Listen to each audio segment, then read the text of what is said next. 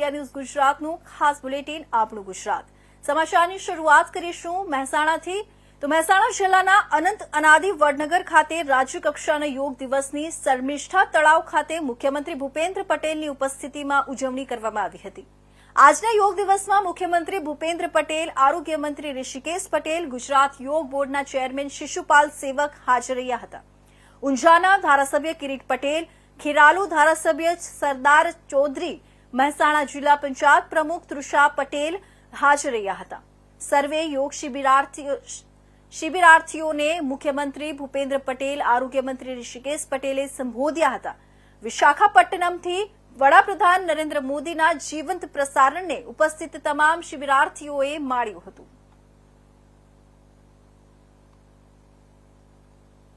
જે 11મા વિશ્વ યોગ દિવસ નિમિત્તે સમગ્ર વિશ્વ યોગની ઉજવણી કરી રહ્યું છે। ઉજવણી નહીં પરંતુ યોગ પોતાની દૈનિક ક્રિયાનો ભાગ બને એના માટેનો જે પ્રયત્ન આખી દુનિયામાં ભારત થકી થઈ રહ્યો છે અને 21મી જૂન એટલે સમગ્ર વિશ્વને યાદ આવે કે દુનિયાને એક કરવાનું, એક પ્લેટફોર્મ ઉપર લાવવાનું, સૌનું તંદુરસ્તી વાળું આરોગ્ય જીવન રહે એ માટેનો પ્રયત્ન આદરણીય વડાપ્રધાન મોદી સાહેબે સમગ્ર વિશ્વને આનો અહેસાસ કરાયો છે। ત્યારે આજે ગુજરાતમાં પણ વડનગર મુકામે આદરણીય ભૂપેન્દ્રભાઈ પટેલના નેતૃત્વમાં વિશ્વ યોગ દિવસની ઉજવણી થઈ અને લગભગ હજારો પાર્ટિસિપન્ટ્સ ગુજરાતમાં આજે ભાગ લઈ રહ્યા છે। ત્યારે ગિનિસ બુક ઓફ વર્લ્ડ રેકોર્ડમાં પણ આની નોંધ લેવાઈ છે અને ગિનિસ વર્લ્ડ રેકોર્ડની આજે મુખ્યમંત્રી સાહેબને એમને અર્પણ પણ કરવામાં આવે। આજે આંતરરાષ્ટ્રીય યોગ દિવસની આપણે ઉજવણી કરી રહ્યા છીએ। યોગના વિશ્વદૂત, વૈશ્વિક નેતા અને યશસ્વી વડાપ્રધાન શ્રી નરેન્દ્રભાઈ મોદીની જન્મભૂમિ વડનગરની આ ધરતી પરથી આંતરરાષ્ટ્રીય યોગ દિવસની આપ સૌને ખૂબ ખૂબ શુભેચ્છાઓ પાઠવું છું। અનંત અનાદિ વડનગરના પનોતા પુત્ર આદરણીય વડાપ્રધાન શ્રી મોદી સાહેબે આપણી સનાતન અને અનંત તથા અનાદિ પ્રાચીન યોગ સંસ્કૃતિને વિશ્વ ઓળખ અપાવી છે। જે કોઈને ન સૂચે તે આપણા આદરણીય મોદી સાહેબને સૂચે। તેમણે દેશનું સેવાદાયિત્વ સંભાળ્યું ને એવા અનેક પહેલરૂપ કાર્યો કર્યા છે જે પહેલા કોઈને સૂજ્યા ન હતા। શ્રી મોદી સાહેબે યુનાઇટેડ નેશન્સમાં 177 દેશના સમર્થનની 21મી જૂને આંતરરાષ્ટ્રીય યોગ દિવસ તરીકે ઉજવવાની સ્વીકૃતિ અપાવીને 2015 થી દુનિયાના બધા દેશોને આંતરરાષ્ટ્રીય યોગ દિવસ ઉજવતા કર્યા છે। આ વર્ષે આંતરરાષ્ટ્રીય યોગ દિવસ એક પૃથ્વી એક સ્વાસ્થ્ય માટેની યોગની થીમ સાથે ઉજવવામાં આવી રહ્યો છે। પ્રાચીન ભારતીય દર્શન વસુદેવ કુટુંબકમ સમગ્ર વિશ્વને એક પરિવાર માને છે। તેમણે વિશ્વને સમજાવ્યું છે કે યોગ માત્ર વ્યાયામ નથી પરંતુ જીવન જીવવાની કળા છે। યોગ એવું વિજ્ઞાન છે જે આપણને શારીરિક, માનસિક અને આધ્યાત્મિક સ્તરે એકાગ્રતાથી જોડે છે। યોગ અભ્યાસ દ્વારા તણાવ મુક્તિ થાય છે, રોગ પ્રતિકારક શક્તિ વધે છે અને જીવનમાં સકારાત્મકતા આવે છે। એટલું જ નહીં, યોગ આપણને આત્મશિસ્ત, સંયમ અને આત્મ જાગૃતિ શીખવે છે। યોગના આવા મહત્વના પરિણામ સ્વરૂપ શરૂ થયેલ આંતરરાષ્ટ્રીય યોગ દિવસની ઉજવણીને આજે 11મી કડી છે। ગુજરાતમાં મહાનગરપાલિકાથી ગ્રામ પંચાયત સુધી અંદાજે 1.5 કરોડથી લોકો સામૂહિક યોગ ક્રિયામાં આજે જોડાવાના છે। વડાપ્રધાન શ્રી પણ વિશાખાપટ્ટનમના યોગ દિવસ ઉજવણીમાં જોડાયા અને આપણને સૌને પ્રેરણા સંદેશ પણ આપવાના છે। 11મા આંતરરાષ્ટ્રીય યોગ દિવસની સાથે એવો સંયોગ છે કે વડાપ્રધાન શ્રી નરેન્દ્રભાઈ મોદીએ દેશનું સેવાદાયિત્વ સંભાળીને પણ આ વર્ષે 11 વર્ષ પૂર્ણ થયા છે। તો આપણા સૌ વતી તેમને ખૂબ ખૂબ અભિનંદન પાઠવું છું। વડાપ્રધાન શ્રી નરેન્દ્રભાઈ મોદીએ પાછલા 11 વર્ષમાં યોગથી લઈને આયુષ્યમાન ભારત સુધી લોકોના સ્વાસ્થ્યની કાળજી લીધી છે। પ્રિવેન્ટિવ હેલ્થ કેર અને આરોગ્યપ્રદ જીવનશૈલી અપનાવવાના અનેક કાર્યક્રમો તેમણે શરૂ કરાવ્યા છે। વડાપ્રધાનશ્રીની વિઝનરી લીડરશીપમાં રચાયેલા આયુષ મંત્રાલયના પરિણામે દેશના હેલ્થ કેર લેન્ડસ્કેપમાં અમૂલ પરિવર્તન આવ્યું છે। વડાપ્રધાનશ્રીએ મન કી બાતમાં મેદસ્વીતા જેવી ઘાતક સમસ્યા અંગે ચિંતા વ્યક્ત કરી હતી અને તેના ઉપાય રૂપે લોકોને જીવનમાં યોગને સામેલ કરવાની અપીલ કરી હતી। આ વર્ષના યોગ દિવસમાં આપણે મેદસ્વીતા મુક્ત સ્વસ્થ ગુજરાતનો ધ્યેય પણ મોદી સાહેબની પ્રેરણાથી રાખ્યો છે। શરીરને સ્વસ્થ અને ઉર્જાવાન રાખવા માટે તેમજ મનને શાંત રાખવા માટે યોગ અભ્યાસ લાખો લોકોની રોજિંદી જીવનશૈલીનો ભાગ બન્યો છે। વડાપ્રધાન શ્રી મોદી સાહેબની જન્મભૂમિ અનંત અનાદિ નગર વડનગરમાં 11મો આંતરરાષ્ટ્રીય યોગ દિવસ ઉજવીને આપણે પણ સંસ્કૃતિનું સન્માન અને વિરાસતના ગૌરવ સાથે મેદસ્વીતા મુક્ત ગુજરાત સ્વસ્થ ગુજરાતનો સામૂહિક સંકલ્પ કર્યો છે। આદરણીય વડાપ્રધાન શ્રી મોદી સાહેબના નેતૃત્વમાં યોગની પ્રાચીન પરંપરા પણ જન આંદોલન બનીને વિકસિત ભારત 2047 માટે વિકસિત સ્વસ્થ સમૃદ્ધ અને તંદુરસ્ત ગુજરાતનું નિર્માણ કરશે એવા વિશ્વાસ સાથે વિરમું છું। ભારત માતા કી જય, વંદે માતરમ, જય જય ગરવી ગુજરાત। તો મહીસાગર જિલ્લાના લુણાવાડા ખાતે 21મી જૂને વિશ્વ યોગ દિવસની ઉજવણી કરવામાં આવી। પોલીસ પરેડ ગ્રાઉન્ડ પર યોજાયેલા કાર્યક્રમમાં પ્રધાનમંત્રી નરેન્દ્ર મોદીના વિશાખાપટ્ટનમથી અને મુખ્યમંત્રી ભૂપેન્દ્ર પટેલના વડનગરથી પ્રસારિત સંદેશનું જીવંત પ્રસારણ કરાયું। શિક્ષણ મંત્રી કુબેર ડિંડોરની અધ્યક્ષતામાં yoga for one earth one health theme આધારિત કાર્યક્રમનો દીપ પ્રાગટ્યથી પ્રારંભ થયો। વનરાજીની ટેકરીની તળેટીમાં યોજાયેલા યોગ નિદર્શને સૌનું ધ્યાન આકર્ષ્યું। કાર્યક્રમમાં જિલ્લા પંચાયત પ્રમુખ, લુણાવાડા ધારાસભ્ય, જિલ્લા કલેક્ટર, પોલીસ વડા સહિત વિવિધ અધિકારીઓ જોડાયા। શાળાના શિક્ષકો, પોલીસ કર્મીઓ, વિદ્યાર્થીઓ, સિનિયર સિટીઝન અને સ્વૈચ્છિક સંસ્થાઓના સભ્યોએ યોગાભ્યાસમાં ભાગ લીધો। જિલ્લાના માનગઢ, રૈયોલી સહિતના ઐતિહાસિક સ્થળો અને શૈક્ષણિક સંસ્થાઓમાં પણ યોગ દિવસની ઉજવણી થઈ। લુણાવાડાનો યોગ સાથેનો નાતો જૂનો છે। અહીંના યોગી લુણનાથ યોગ વિદ્યા માટે પ્રસિદ્ધ હતા। વર્ષો પહેલા અહીં યોગીનાથ અખાડા, લુણેશ્વર અને સંસ્કૃત પાઠશાળા ચાલતી હતી। આજે પૂરા વિશ્વમાં આંતરરાષ્ટ્રીય યોગ દિવસ 21મી જૂન ની ઉજવણી ભવ્ય અને દિવ્ય રીતે થઈ રહી છે। આપણા દેશના પ્રધાનમંત્રી નરેન્દ્રભાઈ મોદી સાહેબે આપણા બધાની હેલ્થ સારી રહે, બધા નિરોગી રહે, એના માટે આપણી જે આ પુરાણી જે આપણી વિરાસત હતી, આપણી સંસ્કૃતિ જે છે, યોગ આપણી ભારતીય સંસ્કૃતિને વિશ્વ ફલક પર લઈ જવાનું કામ કર્યું।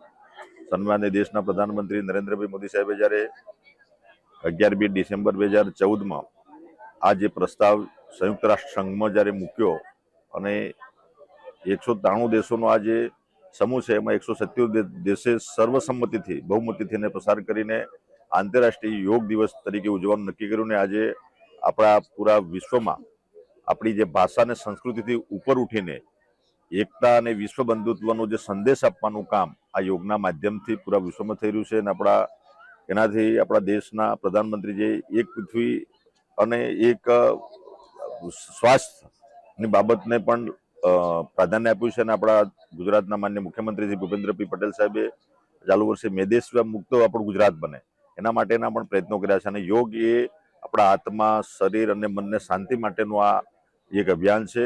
એટલે 21મી જૂને જે આ યોગ દિવસ આપણે ઉજવીએ એવું નહીં, પણ આ દૈનિક આપણા જીવનનો ભાગ બને એના માટેના પ્રયત્નો છે। અને આજે અમારા મહીસાગર જિલ્લામાં અમારા બધા જ પદાધિકારી, અધિકારી સાથે મળીને આપણા યુવાનો, મિત્રો, વડીલો અને બધા સાથે મળીને આજે યોગ દિવસનું સરસ આયોજન થયું। અને આજે આ બધા જ ઉપસ્થિત આપણા તમામ ભાઈઓ બહેનોને હું શુભેચ્છા પાઠવું છું। એમનું જીવન નિરોગી રહે અને સર્વને મારે બધાનું સ્વાસ્થ્ય સારું રહે એવી શુભેચ્છા।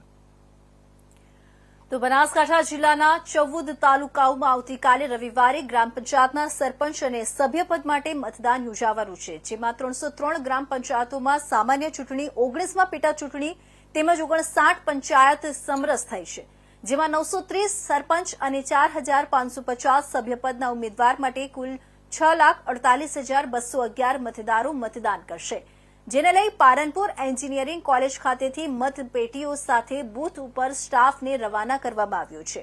આ ચૂંટણી દરમિયાન કુલ 4,550 કર્મચારીઓ ચૂંટણીમાં ફરજ બજાવશે. તંત્ર દ્વારા 14 તાલુકાઓમાં હેલ્પલાઇન નંબર જાહેર કરાયો છે.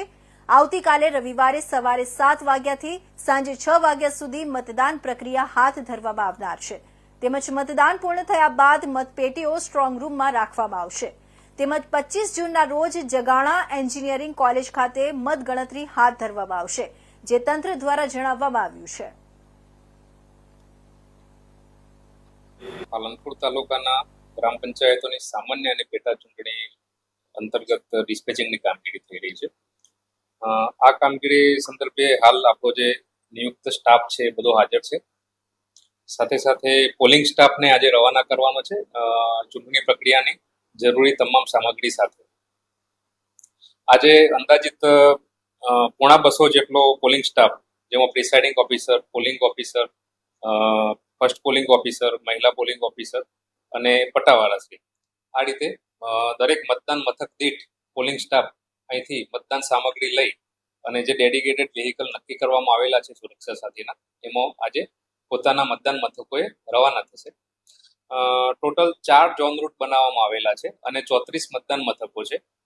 દરેક zone route wise zonal officer અને આસિસ્ટન્ટ ઝોનલ ઓફિસરની નિયુક્તિ કરવામાં આવેલી છે, જેઓ પોતાના ઝોન રૂટમાં સાથે રહેશે અને રૂટ ઉપર દરેક મતદાન મથકે પોલિંગ સ્ટાફ સામગ્રી સાથે પહોંચી જાય એ અંગેની પણ વિગતો પૂરી પાડશે. સાથે સાથે મતદાન સ્ટાફને અહીંથી અંદાજિત 1 વાગે રવાના કરવાના છીએ. 12 વાગ્યાથી એમને ડિસ્પેચિંગની કામગીરી શરૂ કરી રહ્યા છીએ, એટલે 1 વાગે મતદાન સ્ટાફ અહીંથી રવાના થશે અને મોડામાં મોડો 5 વાગ્યા સુધીમાં જે તે મતદાન મથકે સ્ટાફ પહોંચી જાય એ પ્રમાણેનું આયોજન કરવામાં આવેલું છે. હાલ અહીંથી ડિસ્પેચિંગની કામગીરી દરમિયાન આપણે ફર્સ્ટ એડ બોક્સ સાથેની મેડિકલ ટીમ પણ એક ઉપસ્થિત રાખેલી છે. સતત વીજ પુરવઠો જળવાઈ રહે એ માટેની પણ વ્યવસ્થા કરેલી છે. સાથે સાથે જે મતદાન સ્ટાફ અહીંથી જઈ રહ્યો છે એમને જરૂરી કોમ્યુનિકેશન પ્લાન પણ આપવામાં આવેલો છે, જેથી તાકીદના સંજોગોમાં પોતાના ઝોનલ ઓફિસર, પોતાના ચૂંટણી અધિકારી અથવા શાળાના આચાર્યશ્રી અથવા ગામના એફપીએસ એમડીએમ સંચાલકશ્રી, તલાટી કમ મંત્રીશ્રી વગેરેનો સંપર્ક કરી શકે. સાથે સાથે તમામ પોલિંગ સ્ટાફને આજે આ ડ્યુટી ઉપર મોકલવામાં આવી રહ્યા છે પહેલા 2 વાર ખૂબ જ યોગ્ય રીતે તાલીમ પણ આપવામાં આવેલી છે. તાલીમમાં એમને વિડીયોના માધ્યમથી પણ મતપેટીથી ચૂંટણી હોય, મતપેટીની ચૂંટણીમાં જે અગત્યની બાબતો છે એ બાબતોથી અવગત કરી એનું સીલિંગ કરવાની પ્રક્રિયા સહિતની બાબતોથી અવગત કરવામાં આવે છે.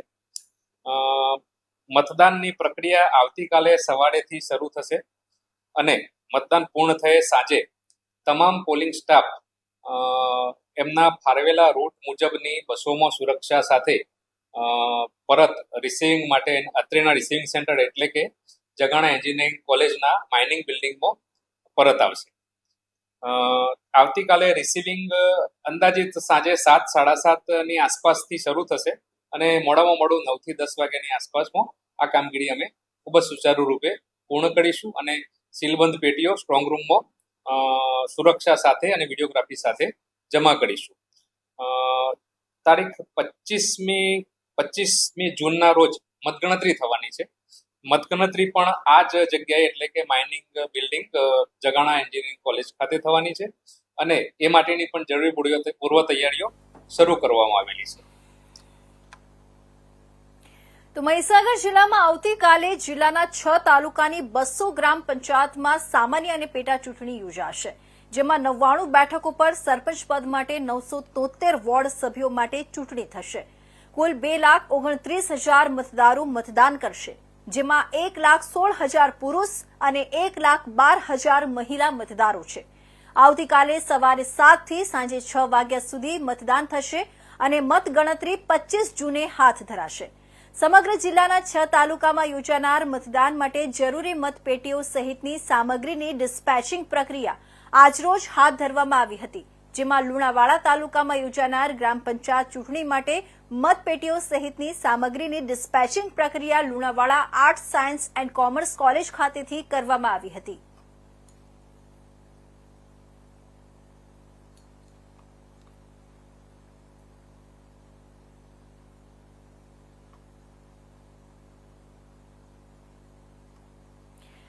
તો વાત કરીએ વિસાવદર વિધાનસભાની પેટા ચૂંટણી અંતર્ગત યોજાયેલી ફરી મતદાનને લઈને ગુજરાત ભાજપના પ્રદેશ મીડિયા પ્રવક્તા શૈલેષ પરમારે આપ્યું નિવેદન. વિસાવદર વિધાનસભા પેટા ચૂંટણી અંતર્ગત માલીડા અને નવા વાઘડિયામાં ફરી મતદાનમાં બપોરના 5 કલાક સુધી 79.26% મતદાન. વિસાવદર વિધાનસભાની પેટા ચૂંટણી યોજાઈ હતી 19મી. એમાં 2 બૂથમાં માલીડા અને નવા વાઘણિયા એમાં કંઈક ને કંઈક ફરિયાદ થઈ હતી. ચૂંટણી પંચે નિર્ણય કર્યો છે કે આજે એમનું મતદાન છે. એ મતદાન આજે પણ માનો કે એક બૂથ છે તો એ 300 મતનું બૂથ છે, બીજું જે ગામ છે તો એ 700 મતનું બૂથ છે. એમાં 57% ને 70% જેવું મતદાન થયું હતું. પરંતુ ફરીથી એ બૂથની આજે ચૂંટણી છે. અમને સંપૂર્ણ રીતે વિશ્વાસ છે કે એમાં એ બૂથ હોય કે વિસાવદર, ભેસાણ અને બિલખાના જે ગાંડીગીરના કાંઠેથી નેહડ આવેલા છે એ તમામમાંથી આદરણીય નરેન્દ્રભાઈ મોદીનો જે વિકાસ છે અને કમળના નિશાન ઉપર આપણા ઉમેદવાર કિરીટભાઈ પટેલ જે છે એમને મત મળવાના છે અને મળ્યા છે. આ બંને બૂથો છે એમાં જે ફરિયાદ થઈ છે એના ઉપરથી જ ખબર પડે છે કે સામેવાળા જે લોકો છે એમનો નેગેટિવ પ્રચાર અને માત્ર સોશિયલ મીડિયામાં હવાતિયા મારવાની જે વાત હતી એનો જે ફૂગો ફૂટી ગયો છે ને એ પ્રોપોગેન્ડા ચલાવ્યો છે એ નિષ્ફળ ગયો છે અને સામેવાળા જે પ્રકારે રઘવાયા થયા છે એનું જ પરિણામ છે. પણ મને સંપૂર્ણ વિશ્વાસ છે અને ચૂંટણી પંચે જે પ્રકારે નિર્ણય કર્યો છે એ નિર્ણયને પણ અભિનંદન આપું છું. ફરીથી જે પ્રકારે ચૂંટણી યોજાય છે એમાં પણ અમારા ઉમેદવાર કિરીટભાઈ પટેલ અને ભારતીય જનતા પાર્ટીનો જ્વલંત વિજય થશે એમનો અમને સંપૂર્ણ વિશ્વાસ છે. તો હવે વાત કરીએ માંગરોળની. તો 22મી ગ્રામ પંચાયત ચૂંટણીને લઈ માંગરોળ તાલુકાના મતદાન મથક પર ચૂંટણી સ્ટાફ મોકલવામાં આવ્યો. સુરત જિલ્લાના માંગરોળ તાલુકાના 21 ગ્રામ પંચાયતમાં 37 મતદાન મથક પર આવતીકાલે ગ્રામ પંચાયતની ચૂંટણીનું મતદાન થનાર છે. જે અંતર્ગત ચૂંટણીની કામગીરીમાં નિમણૂક કરવામાં આવેલા તમામ સ્ટાફ મતદાન મથક પર ચૂંટણીલક્ષી સાહિત્ય લઈ પોતાની ટીમ સાથે રવાના કરવામાં આવ્યા છે. જે બાબતે ચૂંટણી અધિકારી પંકજ ચૌધરીએ જણાવ્યું હતું. મારું નામ પંકજભાઈ ચૌધરી, હું ચૂંટણી અધિકારી મામલતદાર કચેરી માંગરોળ, નામદાર પુરવઠા. આજરોજ માંગરોળ તાલુકામાંથી 21 ગ્રામ પંચાયતોની સરપંચની ચૂંટણી યોજાનાર છે. જેમાં 37 જેટલા બૂથ ઉપર મતદાન મથકે સ્ટાફ રવાના કરવામાં આવેલ છે. જેમાં ચૂંટણી અધિકારી તરીકે પંકજભાઈ ચૌધરી, પ્રફુલભાઈ ચૌધરી, પ્રીતમભાઈ પરમાર, સતીશભાઈ ગામિત તેમજ રવિન્દ્રભાઈ ચૌધરી તથા તમામ ARO સ્ટાફ તેમજ મામલતદાર કચેરી, તાલુકા પંચાયત કચેરી અને પોલીસ સ્ટાફના કર્મચારીઓ સહિત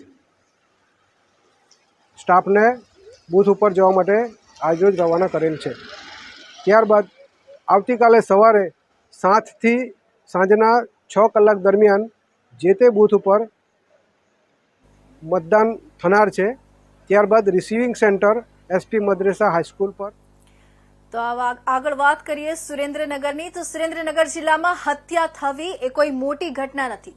ત્યારે ફરી સાયલા તાલુકાના ઈશ્વરિયા ગામના રબારી રણછોડભાઈ અને તેમના ભાઈ અર્જણભાઈ બોલેરો કારમાં મરડિયા કેમિકલ પાસેથી પસાર થતા હતા. ત્યારે 5 થી 6 હત્યારાઓએ સામસામે કાર અથડાવી અને રણછોડભાઈને બહાર ખેંચી તીક્ષ્ણ હથિયારોથી હુમલો કર્યો હતો અને અર્જણભાઈ નાસી છૂટતા તેમનો બચાવ થયો હતો. આરોપીઓએ રણછોડભાઈ પર હુમલો કરી નાસી છૂટતા તાત્કાલિક ઇજાગ્રસ્ત રણછોડભાઈને સાયલાની હોસ્પિટલમાં ખસેડાયા હતા, જ્યાં તેઓને ફરજ પરના ડોક્ટરોએ મૃત જાહેર કરવામાં આવ્યા હતા. રણછોડભાઈની હત્યા થતા નાના એવા ગામમાં બંને જૂથના લોકો રહેતા હોય તાત્કાલિક પોલીસે ગામમાં ચુસ્ત પોલીસ બંદોબસ્ત ગોઠવી દીધો હતો અને અર્જણભાઈની ફરિયાદ લેવાની તજવીજ હાથ ધરી હતી. જેમાં ફરિયાદ મુજબ એક જ ગામમાં રહેતા બંને કુટુંબોના જૂથ વચ્ચે ઘણા સમયથી મનદુખ ચાલતું હતું અને મરણ જનારના જૂથ દ્વારા થોડા ટાઈમ પહેલા આરોપી જૂથના એક યુવક પર હુમલો કરી હાથ પગ ભાંગી નાખ્યા હતા, જેથી બંને જૂથ વચ્ચે મનદુખ ચાલતું હતું. જેથી મરણ જનાર રણછોડભાઈ રબારી અને તેમના ભાઈ અર્જણભાઈ મરડિયા કેમિકલ પાસેથી કારમાં પસાર થતા હતા. ત્યારે આરોપીઓ વિજય કલાભાઈ રૂદાતલા, કાળુ બચુભાઈ રૂદાતલા, ગોવિંદ કલાભાઈ રૂદાતલા, ગોપાલ કલાભાઈ રૂદાતલા, કેસુ સામંત રૂદાતલા સહિત હત્યારાઓએ કાર સાથે કાર અથડાવી રણછોડભાઈને કારમાંથી બહાર ખેંચી તીક્ષ્ણ હથિયારોથી હુમલો કરી લોહી લુહાણ હાલત કરી નાખી હતી અને નાસી છૂટ્યા હતા. તારીખ 11/6/2025ના રોજ સાયલા પોલીસ સ્ટેશન વિસ્તારમાં મરડિયા કરીને જે વિસ્તાર છે ત્યાં એક બનાવ બનેલો હતો. આ બનાવમાં જે છે એ મરણ જનાર રસિકભાઈ અમરાભાઈ કાંગડ જે છે એમનું મૃત્યુ નિપજેલું હતું. સમગ્ર બનાવ એ મુજબનો હતો કે અગાઉ રસિકભાઈ કાંગડ અને જે સામેવાળા આરોપીઓ છે એમના પરિવારો વચ્ચે જે છે એક મારામારીનો બનાવ 2022ની સાલમાં બનેલો હતો. જે બાબતની જે છે દ્વેષ રાખી અને જે ભોગ બનનારના જે તે વખતેના ભોગ બનનારના દીકરા જે છે વિજયભાઈ કલાભાઈ રૂદાતલા, કાળુભાઈ બચ્ચુભાઈ રૂદાતલા, જાદવભાઈ ખોડાભાઈ ઉગરેજિયા, ગોવિંદભાઈ કલાભાઈ રૂદાતલા, ગોપાલભાઈ ગેલાભાઈ રૂદાતલા અને કેશુભાઈ સામતભાઈ રૂદાતલા, આ આરોપીઓ જે ફરિયાદ મુજબના છે એમણે પોતે એકસાથે આજે મરણ જનાર રસિકભાઈ અમરાભાઈ કાંગડ છે તેઓ જ્યારે પોતે આયા બોર્ડ તરફથી ઈશ્વરીય પોતાના ગામ જઈ રહ્યા હતા ત્યાં એમને વચ્ચે એક ડમ્ફર અને એક બોલેરો ગાડીથી અટકાવવાનો પ્રયત્ન કરી અને એમની ક્રેટા ગાડીને સામેથી બોલેરો ગાડીથી જે છે એ એક્સિડન્ટ કરી અને ત્યાં ઉતારી અને ત્યારબાદ એમના ઉપર સળિયા વડે હુમલો કરેલો હતો અને ગંભીર ઈજાઓ પહોંચતા આજે રસિકભાઈ છે એમને જ્યારે હોસ્પિટલ લાવવામાં આવેલા તો ત્યાં જ એમને ડૉક્ટર દ્વારા એમને જે છે મરણ ગયેલ હોવાનું જાહેર કરવામાં આવેલું હતું. આ બનાવના આધારે સાયલા પોલીસ સ્ટેશનમાં જે છે એ BNSની કલમ 103(1), 115(2), 61, 324, 189, 191, 191(3), 190, 352 અને GP એક્ટની કલમ 135 મુજબનો જે ગુનો છે એ દાખલ કરવામાં આવેલો છે. હાલ જે છે આમાંથી 5 જે આરોપીઓ જે છે એ પોલીસની કસ્ટડીમાં છે. તેમની રિમાન્ડ મેળવવામાં આવી છે અને રિમાન્ડ બાદ તેમની પાસેથી જે પણ હથિયારો છે એ કબજે કરવામાં આવેલા છે અને જે જગ્યા ઉપર જે બનાવ બનેલો છે એનું પણ રિકન્સ્ટ્રક્શન. તો બીજી બાજુ વાત કરીએ સુરેન્દ્રનગરની જ, તો સુરેન્દ્રનગર જિલ્લા કલેક્ટર કચેરી ખાતે GCAS પોર્ટલમાં ક્ષતિઓ મામલે વિદ્યાર્થીઓએ રજૂઆત કરી હતી.